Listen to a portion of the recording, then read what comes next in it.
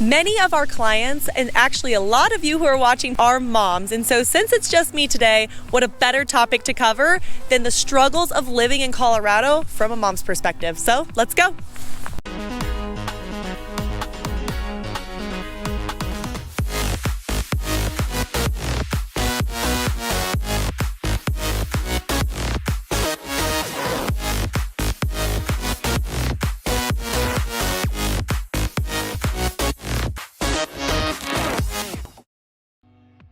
If you're new to our channel, we are your Colorado real estate family. My name is Chelsea Sweeney, and Peter is actually out showing a lot of you guys making this move to Colorado a reality. What we like to do on this channel is give you all of the good, the bad, and sometimes inappropriate things about Denver and all of its surrounding cities. So if that's what you're interested in, hit that subscribe button, notification bell down below so you get notified every single time that we put out a new video. Also, as much as we love making these videos for you, we love helping with your real estate needs even more. So if you are looking for a licensed real estate agent here in the state of Colorado, here's our phone number down below. Give us a call or text. Since I'm out in the freezing cold and I probably am not going to last long out here, I think we should start with the first struggle, and that is weather. As a parent or mom, a lot of us like to get our kids outside. It keeps them active, it gets all of their energy out, and let me tell you, even though we have 4 beautiful seasons here, which by the way we have covered, so if you haven't checked out that video, go check it out now. There are some struggles related to our 4 beautiful seasons that we don't always talk about, especially from a parent perspective. With the cold weather,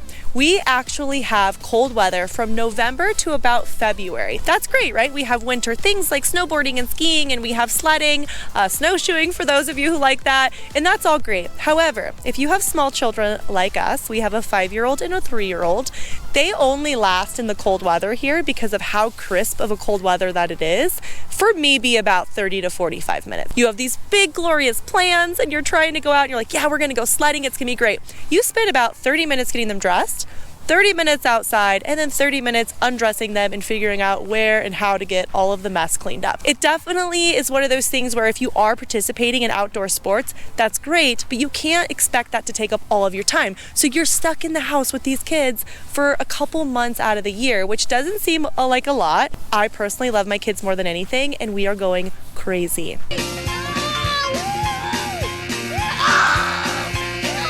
One thing to mention is we do have some nice days in between our snowy weather. We talk about all the time that usually when the snow comes, it will come, and then like a couple days later, it'll get a lot of sunshine and it'll kind of, take away all of the snow, and then you'll be able to like play again. However, this winter's been a little different. We've had kind of snowstorm after snowstorm and not enough heating up to actually get rid of some of the ice, which makes it really hard to get the kids back out on the trail. You can bundle them up and take them on a bike ride, but if there's snow and ice on the ground, that makes it really hard, especially with the little ones. We're not always going to see those sunny days in between that's going to clear all of the ice away, allowing you to go out and play. With weather, it doesn't just take into consideration the cold. We have 4 seasons, remember? We'll have rain, but it doesn't really last, so it doesn't really affect having the kids out. In the summertime, we do get some really extreme heat. Sometimes like the high 90s or 100s and like low 100s. It's not like Arizona or anything. This pop isn't working, Benny.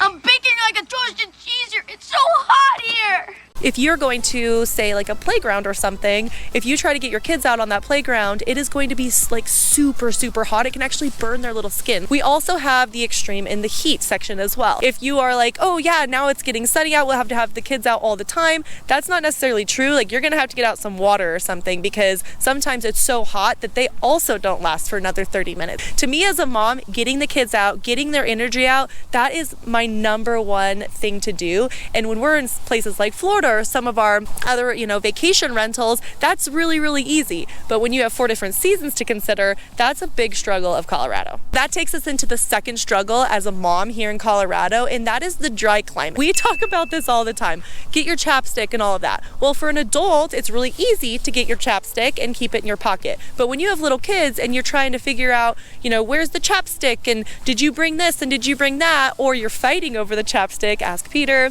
We oftentimes steal his chapstick.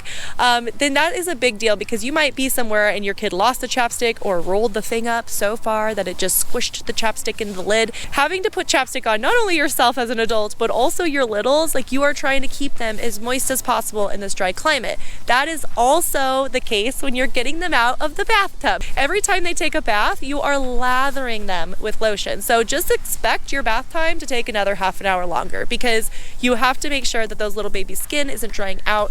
Also, we kind of have like that harsh water here, depending on which city that you're in. Oftentimes, like, we won't bathe them as much, which actually sounds really raunchy, but we don't bathe them as much because it dries out their skin so much that they start getting eczema or dry patches, and so then you're battling the dry patch thing. Again, mom struggles, but that's why we're doing this video. You are going to have to keep those little babies lathered up in lotion, and you're gonna do chapstick. If you have girls, prepare for the static hair situation where every time you do their hair really pretty, they end up just being one big static ball. Before I move on from that, here's a quick cheat for that. If you take dryer sheets and you rub them on your little girls or even like your long boys' hair, it will keep the static from just like suffocating their face. Little mom note. Also, fun fact, Peter and I were talking about this video and I was telling him, oh duh, like dry climate also leads to us burning a lot, which with our little babies, they don't have all that built up melanin in their bodies often, and so they also burn really quickly. I was telling him all the time, I was like, oh yeah, I burn so much worse here. He's like, well, why? I was like, well, I don't know. I just know that I burn here more than, say, a place with humidity. He looked it up and we actually found, so Rocky Mountain Urgent Care said that for every 1,000 feet in elevation, it's 8 to 10% stronger UV rays, and so obviously you're more likely to get burned. Let me give you some perspective on that. So say you're at sea level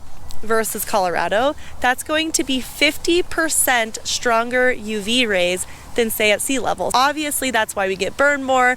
I didn't even know that fact, but I absolutely adore it because I knew there was a reason that I am a lobster here. Me and Adelaide struggle with that. My son and my husband thankfully do not have that problem, but for me and my daughter it is definitely reality of being a lot more burnt here in Colorado. Before I get to the third struggle we're going to talk about, stick around till the end, because what we're going to do is we're going to be talking about cost associated with children, which personally a lot of our clients ask me because they're trying to figure out what living in Colorado would look like for their family. The third struggle that we're going to talk about today, which guys, I can hardly hold my fingers up anymore, so bear with me if they look silly, is going to be the sports. We talk about how Colorado is one of the most active states. Well, that is not just active, for adults. That's also for children. There is a huge stigma around keeping your children active. And if you are not, almost like they're kind of falling behind, or they're not as, participating, or, what are you doing as a mom? Here's an example. Most of the kids are doing sports year round. Not always is it only one sport. You'll see moms who are taking,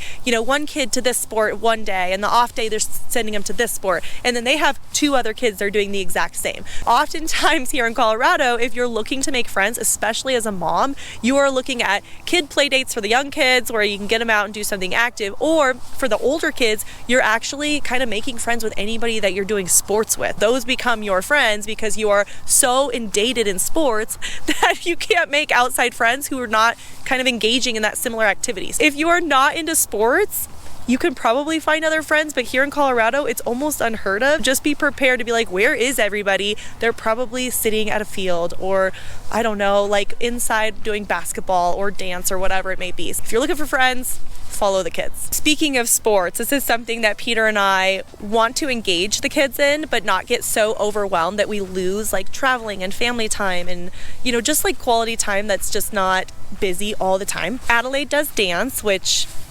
Addie's just a different character, kind of her own little spirit, whereas Kingston's super social, so he does wrestling, and that has taken over so many things. People tell us all the time that dance is going to take over our lives. We're like, well, the moment that happens, we may not do dance anymore. With wrestling, we travel for wrestling. He's 5 years old, guys. 5-year-old traveling, wrestling. Do I agree with it? I don't know, right? I don't want to get so into it that we take away from everything that he wants to do with his friends on the weekend or just family time in the cul-de-sac. But I do want him to, wrestle other kids and have an advantage, because if you don't get your kids in early, oftentimes they're starting their first year at 8, but they're falling so behind because a lot of these kids have wrestled since they're 5. Just some examples. And for us, we don't participate in every single traveling event. So that might be a way to kind of balance that, is just say, maybe we'll do a couple events per season and then not do those other ones. But your kids are missing out from like kind of team bonding experiences. Whether you like it or not, you're kind of just thrown into it if you want your kids to be able to be kind of keeping up with all of their friends. The fourth struggle and kind of that like social pressure of momhood is that we have a lot of foodies here in Colorado. We talk about it all the time about how California has moved here. Other big cities that are way more expensive have been moving to Colorado. With that comes a lot of these really fun, unique, eating healthy and going out to restaurants that are family owned and operated, or one-stop shops where they're not a chain restaurant. Those are the things that people really, really love in Colorado. However, that also leads to this whole vegan, gluten-free, sugar, well, you name it. Like usually those will kind of add some social pressure to how you feed your children. All these moms are talking and they're talking about, oh, the bento box. Gosh, what is it? It's a lunch box. It has certain sections for you to make. Just balanced meals. Moms will be like, oh, I put this in there and this in there. I'm like, how in the heck do you get your kids to eat cold homemade food from the night before? Like my kid's like, it's cold. I'm like, yeah, I get that. He's like, it's soggy. I'm like, yeah, yep, I get that. These bento boxes are like all these different like brands or branches off of this bento box have like these warm options so that your kid gets a warm, hot lunch in their cold lunch option. The struggles of a parent making meals. Kingston goes to a private school. They don't have a lunch option outside of fast food getting delivered there, which who knows how everyone feels about that. We have to make lunch every single day. If you're a mom here and you're coming and you are a foodie, there is definitely some groups for you, but there are Facebook pages that I follow that help moms make lunches and try to figure out how to feed your kids better, because it's so important. I have friends that don't live in the state and they're over there eating all the things that we grew up on. Peter and I talk about that all the time. Like, we grew up on this and that and ramen and all the bad things. And we're fine, right? However, here in Colorado, there is a lot of pressure as a parent to really give your kids nutritious foods. I mean, a lot of our school systems are trying to engage in it better, and I am not saying those are bad things. I'm just saying it's a big struggle, because coming here, you don't have just like, oh, here's some fruit snacks. It is a lot more complicated when you have a lot of people who take a lot of pride and value in their food. Whereas if you're going to another state, they might have grown up on the same things that we grew up on. I went into sports, then I went into food. If you stuck around this long, you're probably interested in what it looks like to raise a kid here and how much does it cost. So let's talk about the fifth. Is this the fifth? Yeah. Let's talk about the fifth struggle of being a parent here in Colorado, and that is cost of raising a kid. A lot of our clients are asking me personally. Let's dive into that a little bit. I personally would consider this a struggle. There are a couple things that go into raising a kid. Colorado is the fifth most expensive for the 18 years that your kid is with you. And those are like the basics. It's going to be, your insurance, some rents, daycare, insurance premiums, things like that. Fifth most expensive. To me, crazy. I was thinking about, when we go out to dinners and things like that, and just kind of some of the basics. It is like some of our kids' menus are outrageous here. Luckily, my kids are younger, and so we're able to still share a meal. But when we go out to eat and they're not able to share a meal, it gets very pricey for a family of four. Let's talk about daycare. Daycare is one thing that we are super blessed to not have to pay. Peter and I work from home and we alternate with our kiddos. A lot of our friends and our clients have to deal with daycare on a daily basis. What does that look like for Colorado? On average, it's about $15,000 per year, which comes out to about $1,200 per month. That's just one kid. There are places that'll give you discounts for the second kid. A lot of the daycare costs are based off of age groups. And so your younger kids, you would think because it's less of a person that it would be less expensive. However, it's the quite opposite. The babies are going to be way more expensive. And as soon as they become potty trained, it gets a little bit cheaper. There are some places that say you do a home daycare, you're going to be paying for 2 slots. And so there's not a lot of discount for the second child. Whereas if you go to like a big daycare center, sometimes you can get that second child discount. Daycare is definitely an issue, especially for some families. They always are constantly weighing, if one of us doesn't work and the other one does it make sense? And are we making more by us both going to work, or is daycare kind of mitigating that additional income? Definitely something to think about when looking at daycare costs and having children here in Colorado. Say you don't have any kids yet and you're thinking about coming to Colorado and starting your family here. Let's talk a little bit about delivery costs. Being a nurse in my background, all of those things matter to me, especially when planning for a family. Here in Colorado, the statewide average for having a baby naturally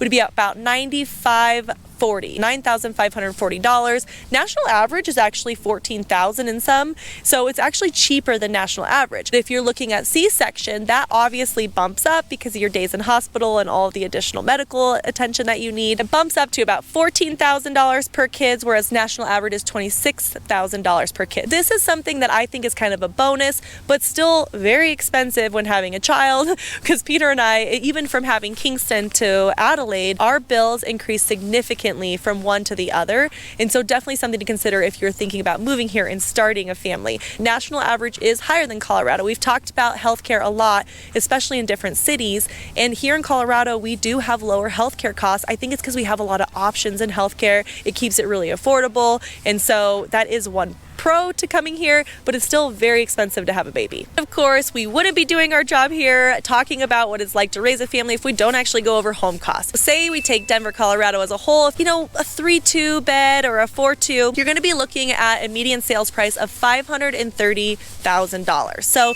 for a family of 4, if you have a couple kiddos, that's the median sales price in Denver. Obviously that changes throughout kind of the Denver metro. Go check out any of our Denver metro areas. We do usually cover all costs, especially related to home costs. If you're interested in a specific city, go check it out. Subscribe now, because we are going over those costs all the time, especially when we cover market videos. I have talked about 5 different struggles coming from a mom's perspective or parent in general. If you have other questions related to raising a kid here in Colorado, it is literally what my entire identity is built around. So give us a call. I'm going to put our phone number down below again. Call or text us. We are running these numbers with families all the time on trying to figure out if this move is right for them, and we want to do that for you. So thank you, and until next time, bye.